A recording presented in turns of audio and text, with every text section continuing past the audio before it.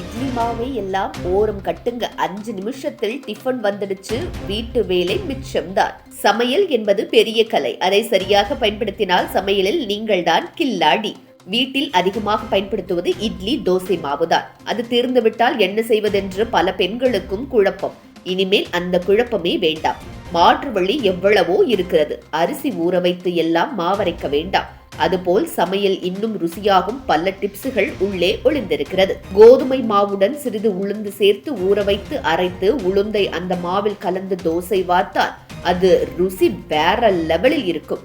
மென்மையும் இருக்கும், மொறுமொறுப்பும் இருக்கும். இப்படி வீட்டில் உள்ள எளிய பொருட்களை சேர்த்து பார்க்கும் இந்த விதமான முயற்சிகள் தான் ஒரு சமையல் கலைஞனாக வளர்த்து வைக்கும். அடை மாவு இல்லாமலோ குறைவாகவோ இருந்தால் அதற்கான எளிய தீர்வு நம் வீட்டுக்குள்ளே தான் இருக்கிறது. 1 டம்ளர் ரவையை சிறிது நேரம் ஊற வைத்து அதன் பிறகு அடைமாவுடன் கலந்து வார்த்து பாருங்கள். இந்த முறை புளிப்பென்றி மெத்தென்று இருக்கும். அடை சுவையிலும் நயமுடன் இருக்கும். வழக்கம் போல புளிச்சு ருசிச்சு இல்லாமல் குழந்தைகளும் விரும்பும் ஒரு மென்மையான தோற்றமும் சுவையும் தரும். இது வீட்டில் உடனடியாக முயற்சி செய்யக்கூடிய அற்புதமான யுக்தி. சப்பாத்தி செய்த பிறகு சிலருக்கு துவையல் மிச்சமாக இருக்கலாம். அந்த துவையலை தள்ள வேண்டியது அவசியமே இல்லை. தேங்காய் துவையல், கொத்தமல்லி துவையல் போன்றவற்றை சப்பாத்திக்குள் பரவ வைத்து அப்பள மாதிரி லேசாக ஒட்டி எண்ணெய் விட்டு சுட்டால் அது புதிய வகை பராத்தா ரெடியாகிவிடும். இது தக்காளி சட்னி கூட வேண்டாமல் தனித்துவமாக சாப்பிடும் உணவாக மாறும். மிச்சமாக இருப்பதையும் மிகச்சிறந்த முறையில் சமைத்து சாப்பிடலாம் என்பதற்கே இது சிறந்த உதாரணம். எலுமிச்சை பழ சாதம் என்றால் சிலருக்கு ருசி குறைவாகவே இருக்கும். ஆனால் அதில் கொஞ்சம் கொத்தமல்லி விதை, கடலை பருப்பு, தேங்காய் ஆகியவற்றை வறுத்து பொடியாக செய்து கலந்தாலே அந்த சாதம் கமகமவென்று தள்ளும். சாதம்தான், ஆனால் பஞ்ச போஜன மாதிரி ஒரு இன்பம் தரும். வீட்டிலேயே சின்ன சுவை மாற்றங்களால் பெரிய சுகங்களை நமக்குள் ஏற்படுத்த முடியும் என்பதற்கான மற்றும் ஒரு சான்று இது. சர்க்கரை பொங்கல் செய்யும் போது வெல்லம் கொஞ்சம் அதிகமானாலே அது ருசியையே.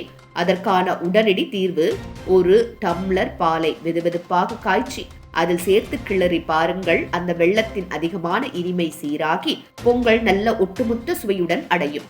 இதை பெரியவர்கள் சொன்ன பழமொழிகள் தான் நிறைவேற்றும். பாலும் பனையொட்டும் சேரும் போது இன்பம் தானே. ஜூஸ் என்பது வெறும் பழச்சாறு என்று நினைப்பவர்கள் அதில் 1 ஸ்பூன் தேன் சேர்த்து பார்த்தால் அதன் சுவை 10 மடங்கு அதிகமாகும். இது வெறும் சிறு மாற்றம் போல தெரிந்தாலும் உடலுக்கு நல்லது. சுவைக்கும் மிக அழகு. பசிக்கேற்றும் குழந்தைகளுக்கு அப்படியே குடிக்க தூண்டும் சக்தி தேனில் இருக்கிறது. இது போன்ற இயற்கை சத்துக்களை பயன்படுத்தி ஜூஸ் தயாரித்தால் நம் ஆரோக்கியத்திற்கு மிகவும் நல்லது. இட்லி தோசைக்கு சட்னி என்பது மறக்க முடியாத தோழி. அதிலும் வறுத்த நிலக்கடலை, கொஞ்சம் புளி, கருவேப்பிலை, பெருங்காயம் ஆகியவற்றை கொண்டு அரைத்த சட்னி என்றால் அதன் வாசனைக்கே நாக்கு சுவைத்துவிடும். சோம்பலுடன் சாதாரணமாக அரைத்த சட்னியை விட இது உண்மையிலேயே ஹோட்டல் தரத்தில் இருக்கும். வீட்டில் சும்மா சாப்பிடும் போது இது எங்கே வாங்கிய சட்னி என கேட்க வைக்கும். வெள்ளரிக்காய் என்றால் வெறுமனேதானே அதிகம் பயன்படுத்தி இருப்பீர்கள்.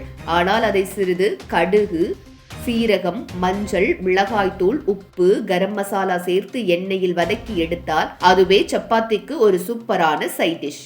இது சுவை மட்டுமில்லாமல் வாசனைக்கும் பிரமாதம். பழைய பச்சடிகளை விட இது புதுசு, சிக்கனம், ருசிகரமான பக்கத்துணை.